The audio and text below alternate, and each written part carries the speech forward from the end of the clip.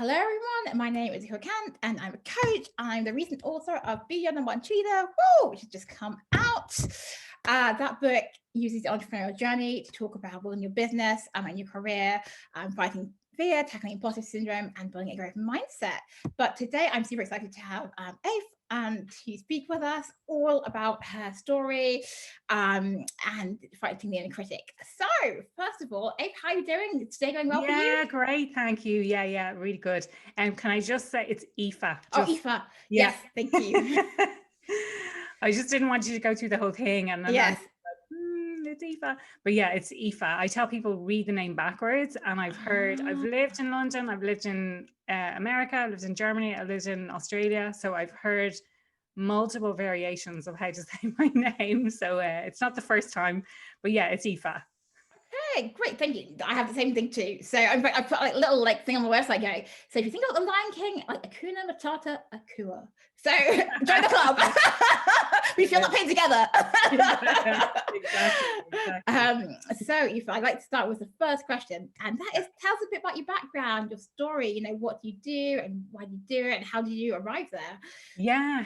I mean, great question. And I suppose there's a few different strands to it, if you like. My background is in corporate. I worked in the FMCG sector, so fast moving consumer goods, for, it was more than 17 years. I worked in Dublin and London and Perth and Sydney and returned back to Dublin. And my roles always centered around managing clients and analyzing data and delivering presentations. So turning data into recommendations for clients like Mars and Unilever and Kraft Heinz. So kind of big global companies like that, and managing the relationship. And I suppose a few things happened in my career where it got me thinking, like, there has to be a better way to do this. There has to be a way to, say, match people with jobs or with organizations, and like make things a little bit easier and a little bit better for the average employee. And I left my corporate job about 2.5 years ago, and I did a coaching diploma. So similar to yourself, I trained as a coach and did a coaching diploma. And then I did a master's in organizational behavior, which is something I suppose I've always been hugely interested in, is like what makes people tick? Like, why do people do the things, and how do people interact at work, and how can we get more effective as well? And in sort of the middle of doing that, I decided to set up my coaching business. Now, it's since sort of pivoted in a couple of different ways, and I'll talk about those. So when I left my corporate role, one of the big reasons that I left was I didn't feel like I was really working to my strengths. So I've always been really good at data and analyzing data and building long-term relationships with clients.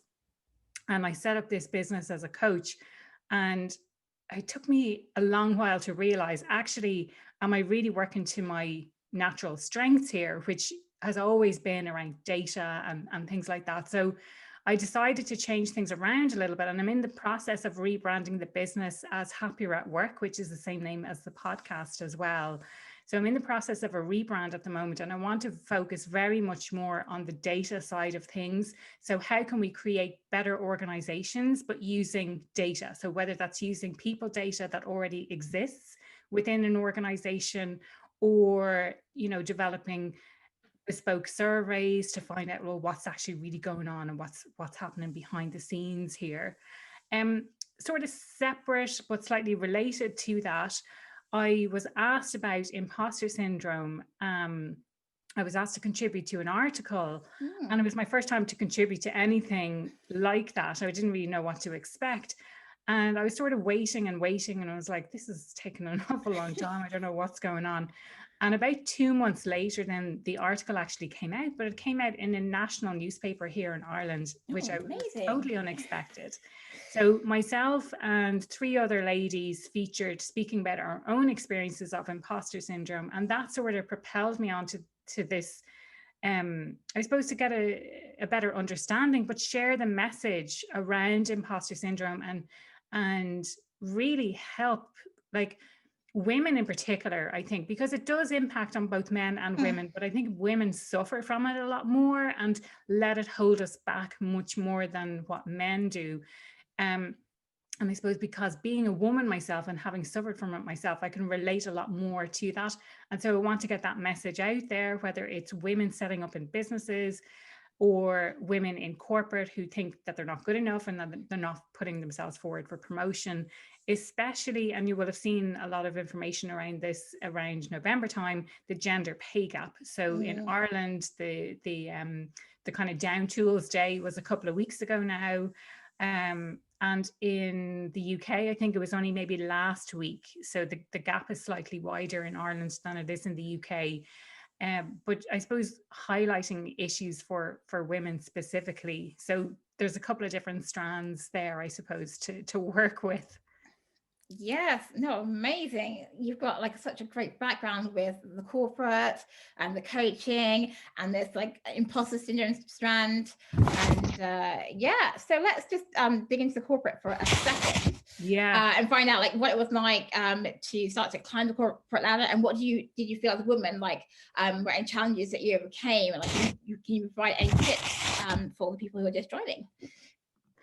Absolutely. Yeah. I mean, I'm trying to think of a big challenge that I had. And I think one of them was when I was in Sydney, and it was only a recent conversation that I had, because I always thought, oh, I always basically place the blame on myself. And I had a really interesting conversation with a lady recently, and she said, "Oh, you're accepting all of the blame here, when in fact it's actually, you were lied to, you were misrepresented, you were all of these things." So when I accepted the role in Sydney, they told me that I would be promoted to a director within, well, they kind of said within 6 months, and I thought, brilliant. And so obviously I was following up and I was inquiring about it, and they again subsequently on 3 separate occasions told me, yeah, you're going to be promoted.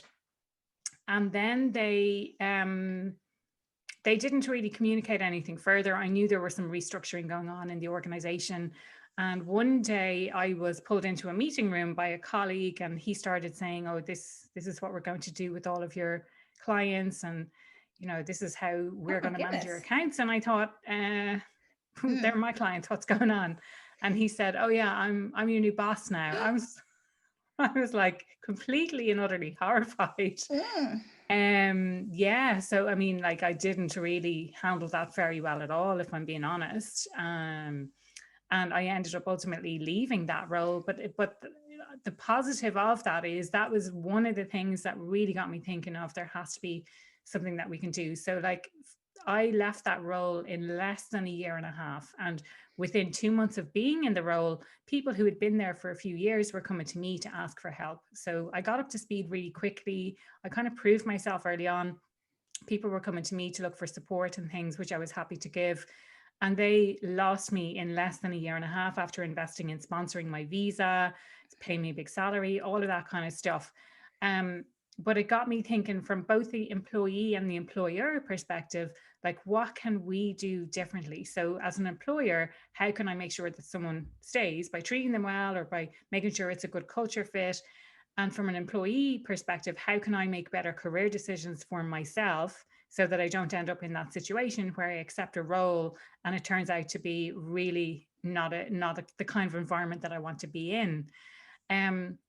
So that's the kind of benefit. Now, would I do the same thing again? I probably would, to be honest, because it really wasn't, I did look for other roles, and I ultimately ended up leaving Sydney because I thought, do I want to invest another couple of years of my life in a different role here in Sydney, or will I just leave? And I left and I traveled, and I eventually came back to Ireland. I was debating whether to go to the States or whether to go back to London, where I'd come from, or to go back to Ireland. And ultimately I went back to Ireland. No, amazing. But I think one of the great things about your story is that you had the courage to leave, and you didn't feel that you couldn't, and you didn't feel that by leaving you were somehow a failure, because actually what happened was out of your control, and you were actually, you know, promised a position which never came into fruition, and obviously you followed up, you did the right things, and then the situation kind of like spiraled out of control, but then you had the courage to leave and think about what you want to do next, take the time to actually you know, do what you could with that time in the organization, make it, you know, as useful to you as possible, and then move on. I think that's brilliant. This is it. And it's interesting that you say that, Ekua, because I wouldn't have thought anything of that, do you know, that sort of way. And other people, and I see people stuck in jobs that they hate, and it frustrates me a lot, because I'm like, do something about it, you know, either change your attitude towards your job and try and manage that message for yourself. Because if you keep complaining about it, and I've been in that situation as well, where if you complain and complain about your job, it almost, you know, it what's the word, it kind of makes it a reality. And if you keep complaining, then you're sort of living in that misery yourself. Because I've had that, where I used to meet with people regularly, go for lunch and complain about our boss and complain about the job. And when they left, so one was on a contract and the other found another job, and when they both left, I found I was much happier in my role, because I wasn't complaining about it all the time. But I see other people stuck, and they're just not, like you say, they don't necessarily have the courage to leave. And that is one thing, I suppose, that stands to me. I just thought, I'm not being treated like this. However, what I will say is it had a huge knock-on impact on my confidence. Being made all of those promises and then not getting it, did I feel like a failure? I think I just felt really betrayed rather than a failure. And I do have a tendency to take things on myself. So I probably did think, oh, this is completely my fault. But it had a knock-on impact on all areas of my life. So my confidence in any, you know, in relationships, my confidence with family, my confidence in my career, absolutely. Like it took a good number of years before I regained that fully, and probably still working on it at the moment, to be honest. But you've acknowledged that, and you've kind of like, you know, have taken steps in towards creating a mindset where you're not going to let yourself like spiral down. You acknowledge, like, obviously when you have these bad moments, all those bad incidences, but ultimately you're in a place where you're like, actually, no, this is not going to define my everyday. I'm not going to just be having that pity party or moaning all the time, because the moaning, yes, for you know, a short time, obviously, but you know, continually without any action to actually improve or to change, just is you know, not really moving ourselves forward. So yeah, I totally agree with what you said. We really get to talk more about the Happiness at Work podcast and how you started that, and how you get the courage to approach people to do this. I know a lot of women who are in either businesses or just professional women who are wanting to put out their expertise. Would be really interested to find out more about how you came up with this. I'm trying to think, like, I've been listening to podcasts for a good number of years now. And the first podcast I listened to was called Happier by Gretchen Rubin. I'm a big fan of hers. I think her Happiness Project was one of the first personal development books that I ever read. And that was a gateway for me in exploring a whole new area. And that would have been after I left Australia. So I was traveling around the States at the time, picked up her book in this giant, and I mean giant, the size of a block, bookstore in Portland in Oregon. Oh yeah. Called Powell's. And I picked up her book there and read it, and I just thoroughly enjoyed it. Really opened my mind. But I started listening to her podcast as well, called Happier, and I always thought she had something called Happier at Work, because she does have another book called Happier at Home. Okay. But she doesn't. And I thought, well, here's a big opportunity. I think it's a really great name. I think it's what I want to do, is create happier workplaces. And when it came to it, I was like, well, what do I need in order to do it? I need a microphone, which I have here in front of me. Nice. I need some editing software. I need to understand a bit more about, like, what do I need? What steps do I need to take to upload it? I think I signed up to some sort of like 10-day free email thing where this guy emails you, and he emails tips about how to come up with content and how to come up with topics and things to explore on the podcast. And once I finished that, I just felt maybe I was ready to go. So I just did it, you know, and I just went for it. In terms of asking people, I suppose I ask when I first started out, I reached out to my connections who I knew already. But since then, and as the podcast has grown, I sort of write a list. Now I have a list of people who either I've recorded the podcast or have booked in to record, or are on my list of people to contact to take me up until June of next year. So Oh, it's amazing. yeah. So I'm getting really a lot more strategic about it, which is great. But in terms of reaching out to people, I'm just ballsy about it, I think. I think I just ask with no expectation and say, "Oh, hi, um, I heard what you said at this event. I think you would make a really interesting podcast guest, and I'd love to have you on my podcast. Or I heard you on such and such a podcast, and I think you'd make a fabulous guest on mine. My podcast is called this, and um, my podcast is called Happier at Work, and I'd love to get you on." So I just go, and I think the first time I did that was someone who I'd never really heard of, but he got a lot of press coverage in Ireland around the 4-day week. And so he was Mm. talking about this concept of the 4-day week. And I thought, that sounds like he would be an ideal guest. He's international. And I just went for it. And I asked him, thinking, oh, this guy's definitely going to say no. He's never heard of me. And lo and behold, he said yes. And this is the thing. It's, you kind of sometimes hope they'll say no, because then you don't have to deliver. When someone says yes, it means then you have to deliver on what it is that you're kind of promising. You need to be this really good. This is where the imposter syndrome pops up. Then you're like, oh, he's going to realize I'm a terrible interviewer, or he's going to realize this is a little 2-bit show, as they say in America. Like Yeah. that.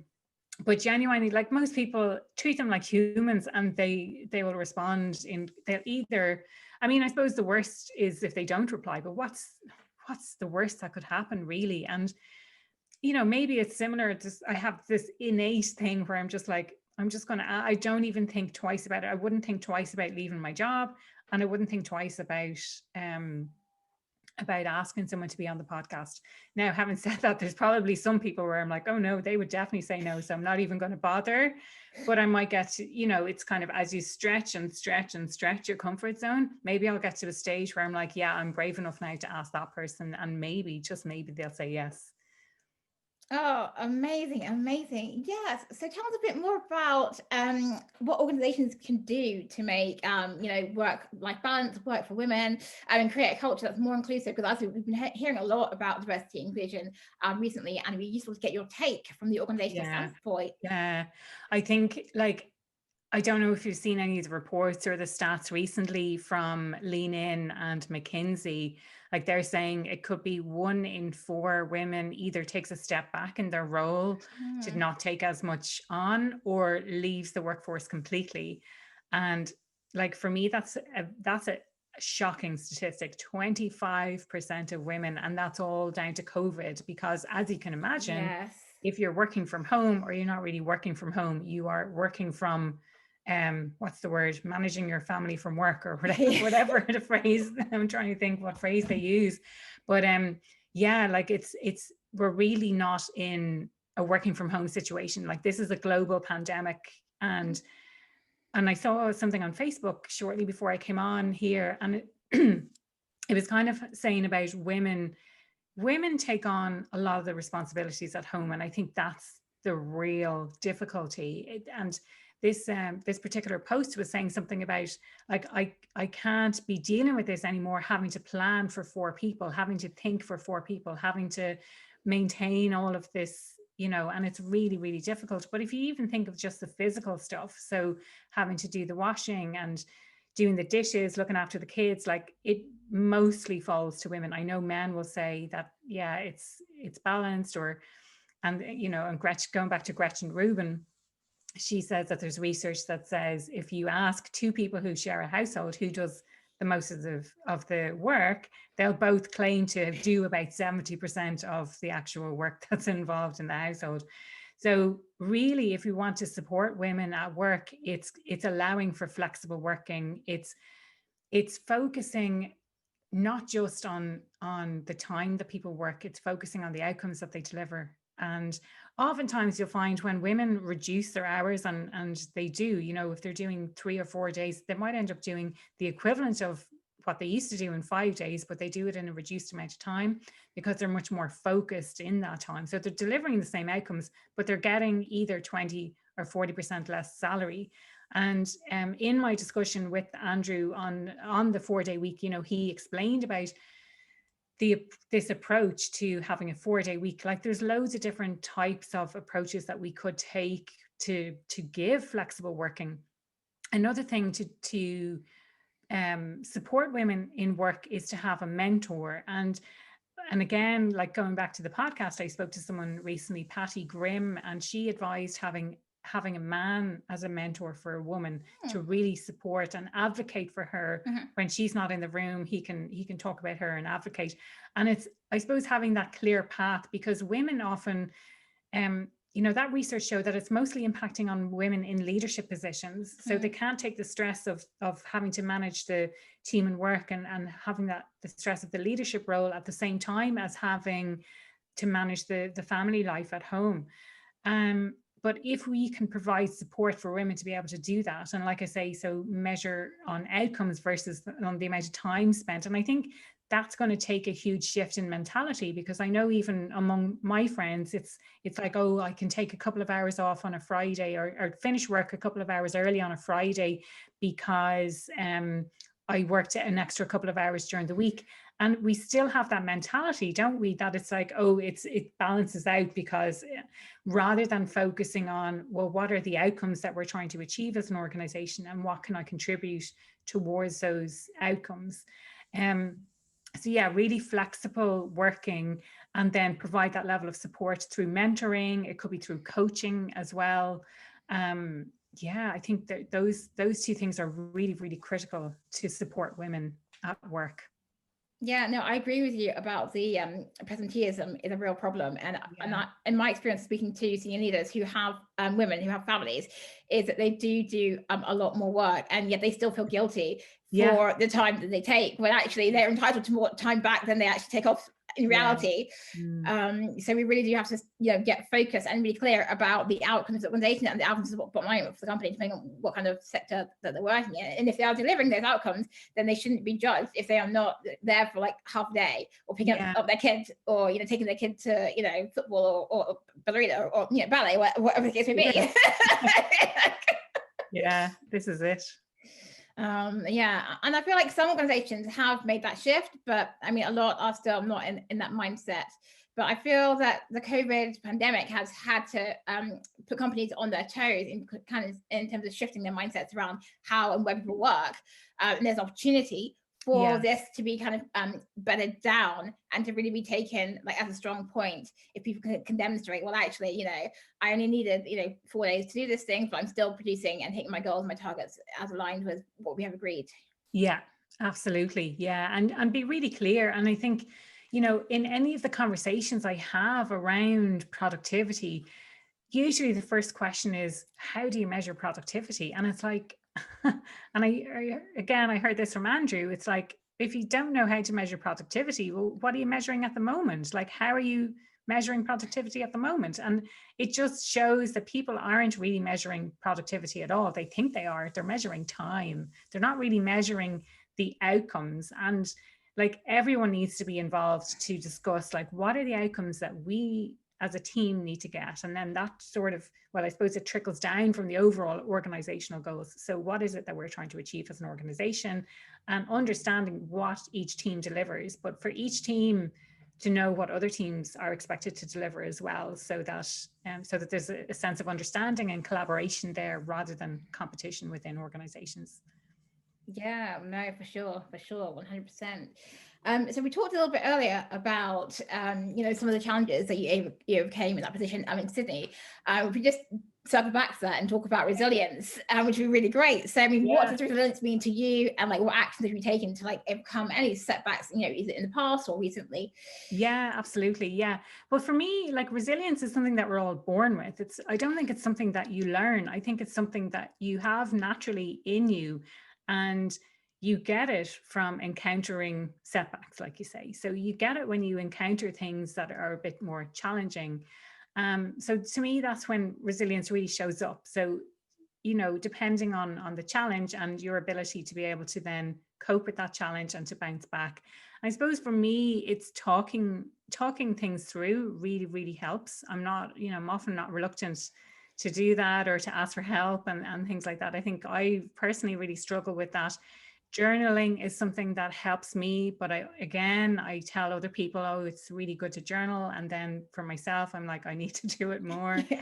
But that those two things will be things that like really, really help me to build up my resilience. And I think it raises your awareness. So I'll give an example where I had an interview earlier. It was only really short and it was only arranged at the very last minute. And it's to be on a panel of mentors. And I thought, fantastic, you know, here's a great opportunity for me.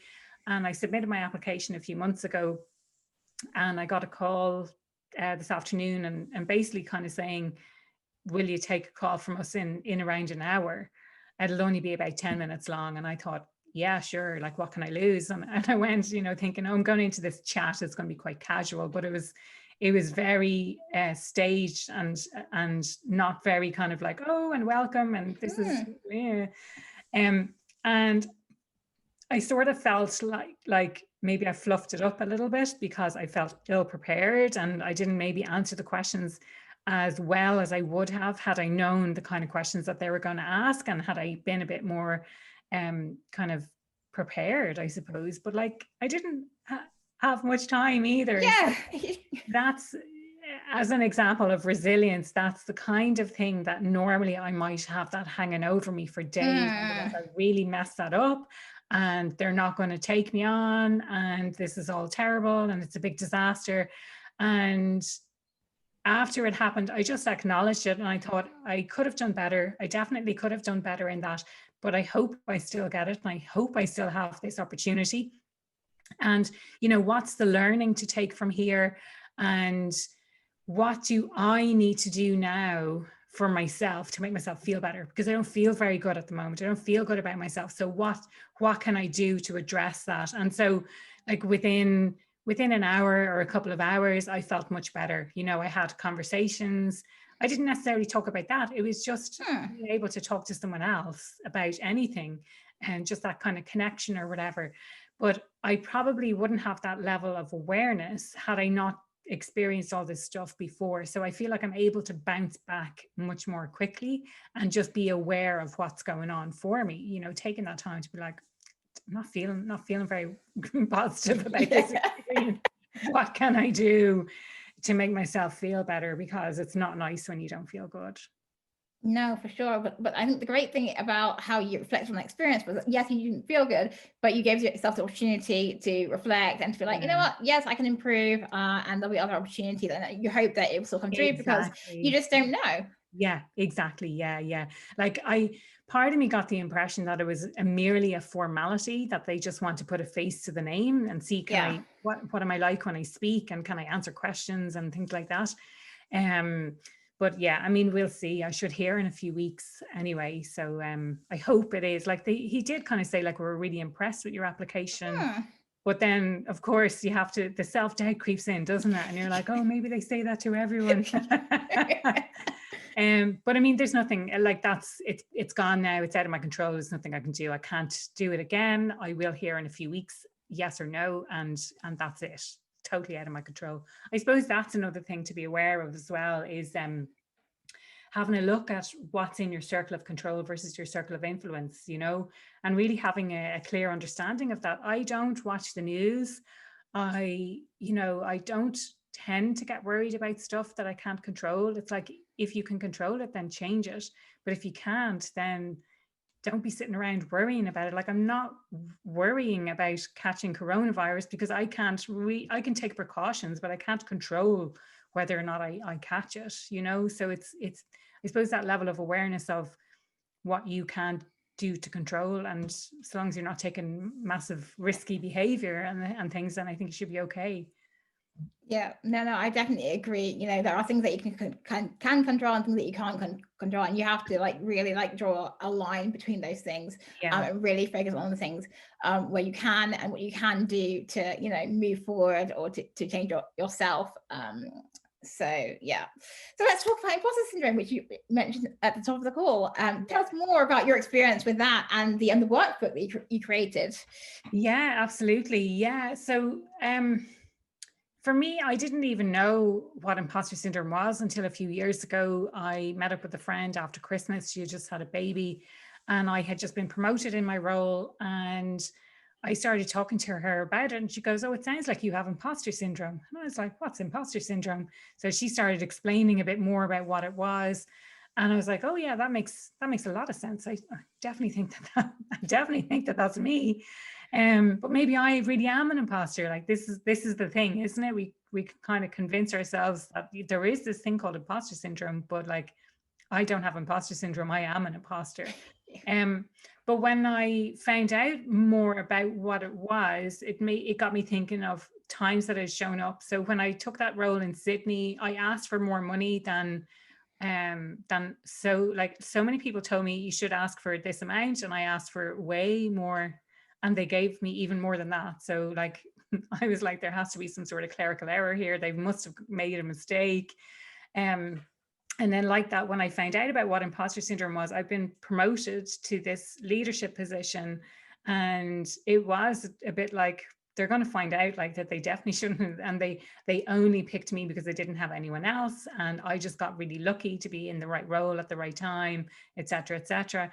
And then starting out in business, it showed up in the way that like, and I'm sure it was the same for yourself, Ekua, where it was like there's so many other coaches out there. There's so many other consultants. Like, why would someone go with me when I'm just newly qualified? And I had to convince myself of all of the great benefits of being fresh, like kind of fresh into the industry. Because, and I know like after a few years, you kind of lose those, like when you do your training, you hone the skills so well that it's really second nature to you. And I think like when I would meet with qualified coaches when I was still doing my training, I noticed that they had some bad habits that they picked up. So they were the kind of things they used to convince myself that actually this is one reason to go with the newly qualified coach rather than a more experienced coach, because you have the skills are really, really fresh.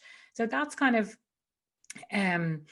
that's sort of how it showed up for me. And then when I was able to get involved with this, like I say, the newspaper article that I was involved in, you know, that sort of led on to more and more opportunities for speaking. I spoke on stages and radio shows and podcasts and all sorts of stuff. And it was brilliant. Really, Oh, really enjoyed amazing. sharing the message. And like for me, in terms of how I explain to people how to deal with it, I talk about ABC. So it's acknowledge, first of all, like acknowledge that it is imposter syndrome that you're suffering. Ask yourself, is it true? Acknowledge exactly what the imposter is saying. You might give it a name, like Sandra, for example, is the name that I gave mine. So you can just say, well, you know, thanks, Sandra, for your input there, but I choose to believe something else. And I suppose acknowledge that you do have a choice. You don't have to believe everything that you think. You can choose to believe something else. So ABC. So then B is believe. And that's really about building your own self-belief. And I know our self-belief comes from ourselves. So you can take what the imposter is saying and you can flip it. So they are limiting beliefs. They're limiting you. So you can flip that to more positive beliefs about yourself. So using positive affirmations. But sometimes we find it difficult to believe in ourselves. You could think about some achievements that you've had in your life, whether it's in your personal life or in your career. So for me, if I think about, like, I traveled all over the world by myself, what kind of skills are required to do that? Yeah. Because we don't acknowledge these things in ourselves. You know, what kind of skills are required in order to do that? What else have I achieved? You know, what does it take to be able to do that? And you can list them out. And I'm telling you, like, it feels so good to list out all of those things that you've achieved in your life. If you find it really hard to find achievements, ask someone else, or Yeah. just simply ask people for feedback. You don't have to say, I'm suffering from imposter syndrome. Yeah. You can just say, listen, I'm looking for a bit of positive feedback. What do you think I'm good at that other people aren't good at? What do you think comes naturally to me? All of these kind of things help us to build up our own self-belief, because sometimes we often take our own skills for granted. You just think, but that's like, everyone can do that. And it's like, if the things that you think everyone can do, you're probably naturally really good at it. And most people can't do it the way you do it, that you just do it really naturally. And then C is call to action. So that's about taking action. What is the first step that you need to take? And don't think about like this big mountain in front of you. Just think, what's one small thing that you can do? Because once you start taking action, that's when the motivation and the confidence comes from taking action. You're not going to feel suddenly motivated to do stuff without actually taking action first. You need to take action first, and then the motivation and the confidence will follow from taking action. But don't make it something so daunting that you're not going to do it, and don't make it something so big that you think you're going to massively fail as well. And so with these ABC, is it like written out in a workbook format, or like I do, yeah. I have a workbook that I can share. If people want to go to the website impostersyndrome.ie, then they will find resources there. So I have a quiz about the different types of imposter, and I have the free guide is downloadable from there as well. And it's imposter with an E. So IMPOSTER syndrome.ie. Oh, brilliant. I think that'd be very helpful. I'm sure a lot of people will dig into that at some point. I'm using it myself at the moment, so I can go through this rebrand. I'm really, really, I'm putting myself out there in a way that I hadn't. I'm really starting to step out from behind the shadows, as I think of it, and really use my strengths. So it's something that I'm going to be using a lot of. And as I go through it myself, I'll be probably making modifications. So if anyone ever has any feedback to it or anything that they would add or take away, I'm always open to listening to that to improve it as time goes on. Oh, amazing. Well, we'll just stick in this area. So like, how have you found making that transition from the coaching and more into the data analytics side of things? Like, do you have any fears or concerns, or like what made you be motivated to be like, yeah, I'm just going to do it? But there's the obvious fear they're totally going to find out that I'm a fraud, so it's like, my background is in data analytics, but for something very different. And I suppose what I'm finding the struggle is I don't have a background in HR. I don't know what I don't know offhand what the metrics are. I don't know the HR systems.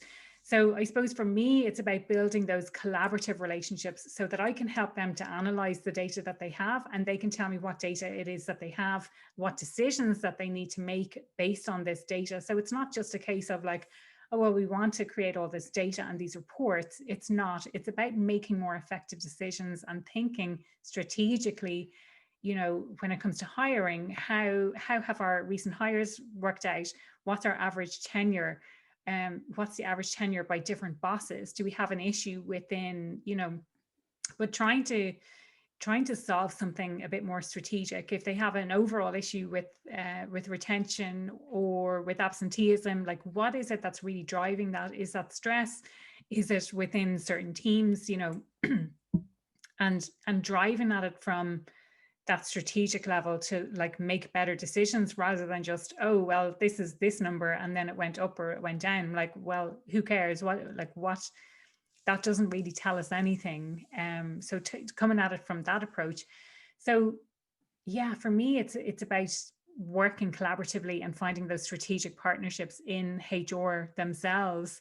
I'm also looking at doing courses like to help HR to, and the more people I speak to, the more this seems like a really great idea, to help HR to use their data more effectively to make better decisions. Like, how do you start analyzing data?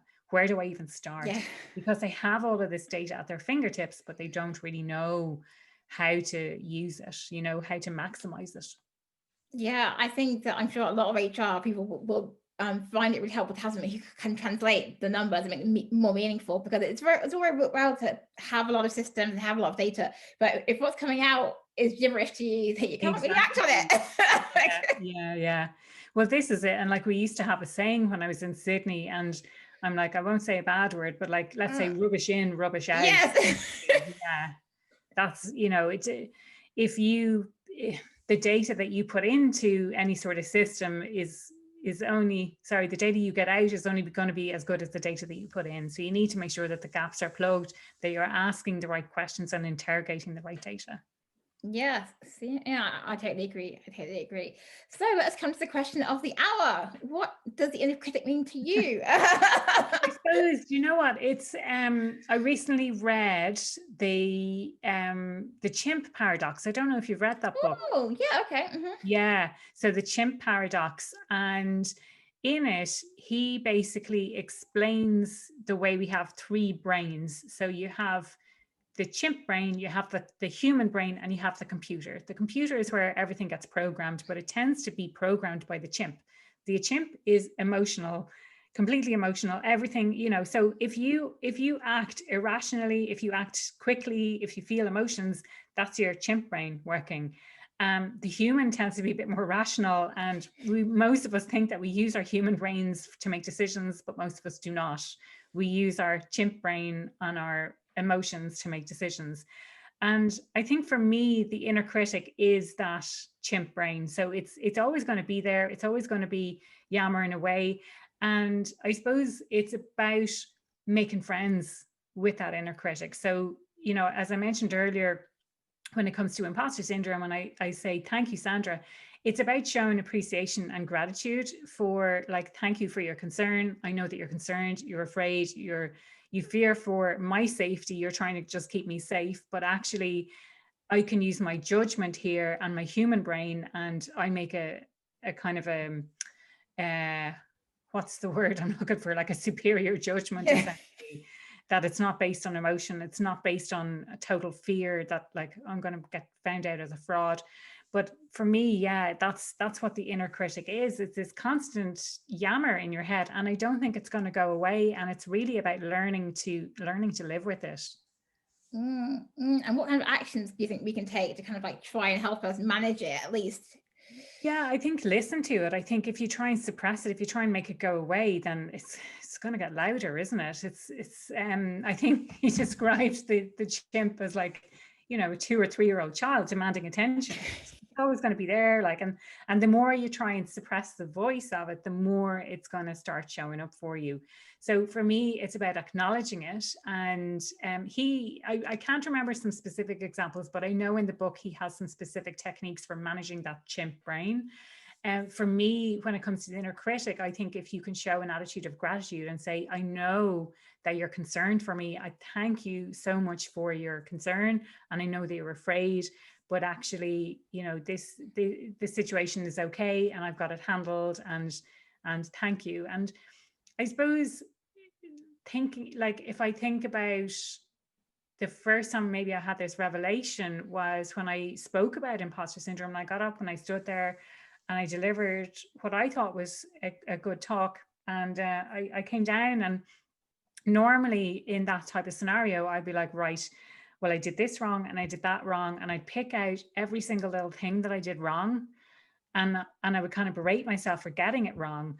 But now I tend to focus on, well, actually, I think that went quite well. And I don't criticize myself. And I think you notice a huge difference in yourself when you don't criticize yourself. And I had a conversation with a friend earlier, and she was saying how she's like, oh, I just can't feel motivated, and I feel so stupid, and I feel this, and everything was about this, like, oh, I just can't do it. And I think when you talk to yourself in that way, whether it's out loud or whether it's in your head, then it's going to impact on you in some way. And I think if you can show this attitude of gratitude and respect and kindness for yourself, then you feel much more motivated. I'm not saying that it's easy to do that, but recognizing it and picking it up and being like, okay, wait a minute, am I being overly critical here? How can I turn that around? Because we're so used to hearing this, like, you look in the mirror and you're like, oh God, double chin, and and where other people don't see those things at all, but we see them, and we tend to be overly critical about ourselves for our appearance, our personality, or whatever it might be.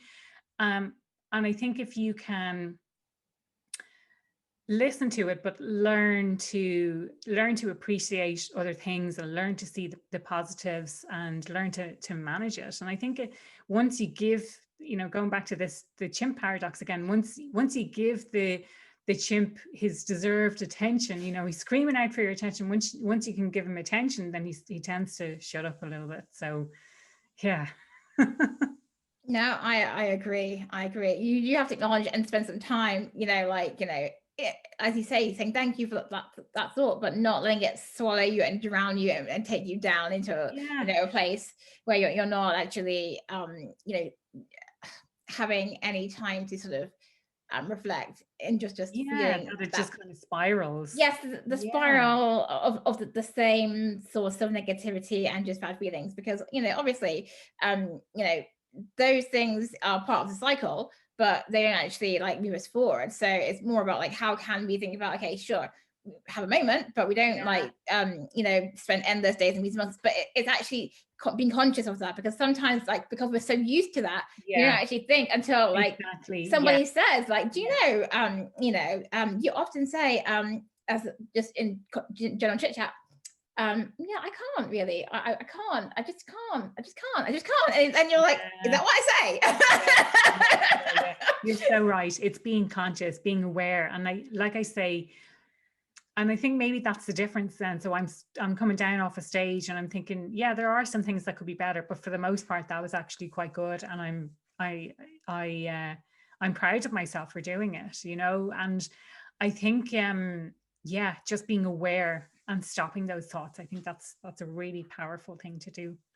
Yeah, I think having that awareness and then trying to work on yourself, or with a coach or the therapist, depending on how what level of severity the thoughts that you're having are. But I think you must at least try and acknowledge them and hear them, to then think, gosh, that is actually not true, and challenge the thought, because sometimes you just think it's because I think it must be true. It can't not be true. Yeah. We live in the reality of our own construction, and we assume that everything within what we believe is true, and it's hard to get out of those beliefs, but it can be done. Absolutely. So on that note, you have had a chance to read the book, so let us know what you thought and what we can add to the discussion on the inner critic. Yeah, absolutely. Yeah, I mean, I thoroughly enjoyed it. I love the kind of conversational tone in it. There was a couple of things that stood out for me, and it was I have this tendency to overcomplicate everything, and I mean everything. I'm going through my website rebrand at the moment, and I thought, okay, so I want to have 3 different product offerings, and within those I want to have 3 different tiers. So how am I going to lay this out? Maybe I'll do tiering first, maybe I'll do the theme, and then the product type, oh my God. And then at the end I thought, no, I have one offering. I don't have any tiering, but I have one program that I offer, and it is unique to each individual organization, depending on what their needs are, and that will be assessed based on surveys and their own internal data and whatever else they need.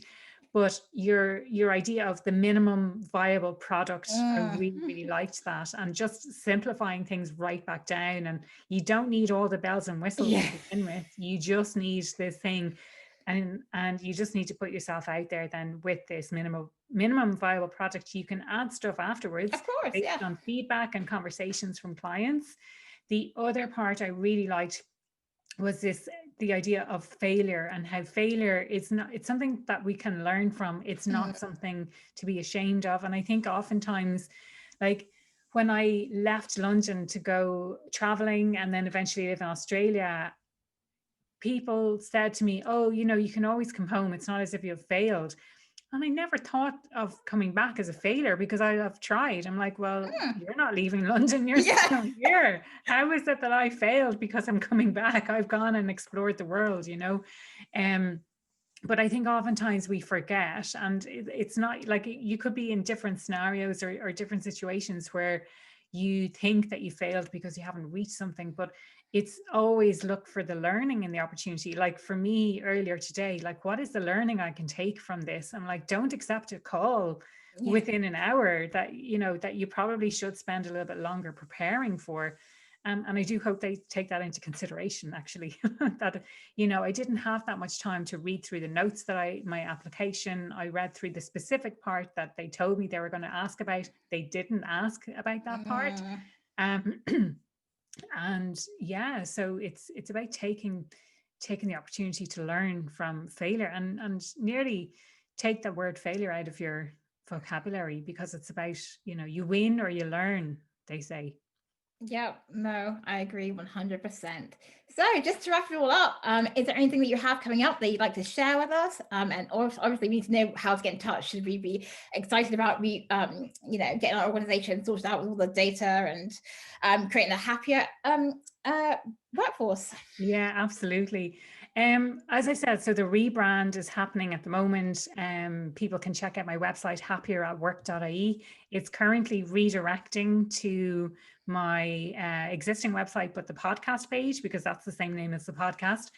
But from probably early to mid-December, it should be up online with the new proper website and more details about what I have to offer.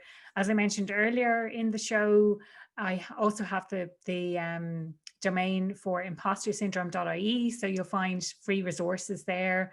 Imposter syndrome quiz. There's a Facebook group that I have as well, and the guide for 3 steps to overcoming imposter syndrome using ABC. If anyone would like to connect with me on LinkedIn, they're more than welcome to do that. Aoife O'Brien, and I'll spell out my name because a lot of people don't know how to say it. So it's Aoife O'Brien.